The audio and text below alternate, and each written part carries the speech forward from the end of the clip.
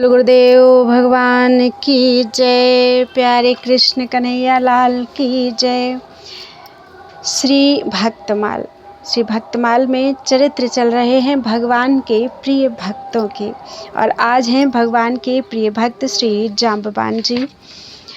वृक्षराज जाम्बवान जी ब्रह्मा के अंशावतार हैं। एक रूप से सृष्टि करते करते ही दूसरे रूप से भगवान की आराधना, सेवा एवं सहायता की जा सके, इसी भाव से वे जाम्बवान के रूप में अवतीर्ण हुए थे। वृक्ष के रूप में अवतीर्ण होने का कारण यह था कि उन्होंने रावण को वर दे दिया था कि उसकी मृत्यु नर वानर आदि के अतिरिक्त किसी देव आदि से ना हो। अब इसी रूप में रहकर राम जी की सहायता पहुंचाई जा सकती थी। जब भगवान विष्णु ने वामन का अवतार धारण कर बलि की यज्ञशाला में गमन किया और संकल्प लेने के बाद अपना विराट रूप प्रकट किया, तब इन्होंने उनके त्रिलोकी को नापते नापते इनकी 7 प्रदक्षिणा कर ली।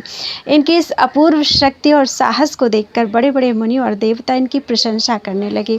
रामावतार में तो मानो ये भगवान के प्रधानमंत्री ही थे। सीता के अन्वेषण में ये हनुमान जी के साथ थे, और जब समुद्र पार जाने की किसी को हिम्मत ना पड़ी, तब इन्होंने हनुमान जी को इनकी शक्ति का स्मरण कराया और लंका में जाकर क्या करना चाहिए इस विषय में सम्मति दी। समय समय पर सलाह देने के अलावा ये लड़ते भी थे, और लंका के युद्ध में इन्होंने बड़े बड़े राक्षसों का संहार किया। भगवान राम के चरणों में इनका इतना प्रेम था कि उनके अयोध्या पहुंचने पर इन्होंने वहां से अपने घर जाना अस्वीकार कर दिया और हठ किया कि मैं आपके चरणों को छोड़कर कहीं नहीं जाऊंगा। जब तक भगवान राम ने द्वापर में आकर दर्शन देने की प्रतिज्ञा नहीं की, तब तक ये अपने हट पर ही अड़े रहे। अंततः उनकी आज्ञा मानकर अपने घर आए और नित्य भगवान की प्रतीक्षा में उन्हीं का चिंतन स्मरण करते हुए अपना जीवन व्यतीत करने लगे। द्वापर युग में श्री कृष्ण अवतार हुआ। उस समय द्वारका के एक यदुवंशी सत्यजित ने सूर्य की उपासना कर स्यमंतक मणि प्राप्त की। एक दिन स्यमंतक मणि को पहनकर उसका छोटा भाई प्रसेन जंगल में गया हुआ था। वहाँ एक सिंह ने उसे मार डाला और मणि को छीन लिया। तत्पश्चात वृक्षराज जाम्बवान ने सिंह को मारकर वह मणि ले ली। इधर द्वारिका में कानों कान यह बात फैलने लगी कि श्री कृष्ण उस मणि को चाहते थे। उन्होंने ही प्रसेन को मारकर मणि को ले लिया होगा। यह बात भगवान ने भी सुनी। यद्यपि लोक दृष्टि से तो भगवान ने कलंक के परिमार्जन और मणि के अन्वेषण के लिए ही यात्रा की, परंतु वास्तव में बात यही थी, उन्हें अपने पुराने भक्त जाम्बवान को दर्शन देकर कृतार्थ करना था, जिनका एक एक क्षण बड़ी व्याकुलता के साथ भगवान की प्रतीक्षा में ही बीत रहा था। हाँ, तो भगवान कृष्ण जाम्बवान के घर पहुंच गए। उस समय उनका पुत्र मणि के साथ खेलता हुआ पालने में झूल रहा था।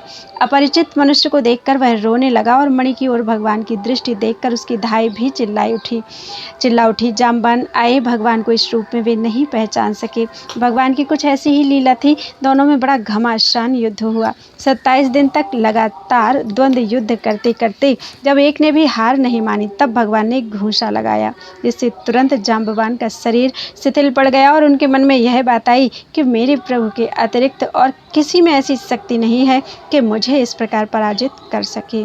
यह भावना उठते ही देखते हैं तो उनके सामने धनुष बाणधारी भगवान श्री रामचंद्र जी खड़े हैं।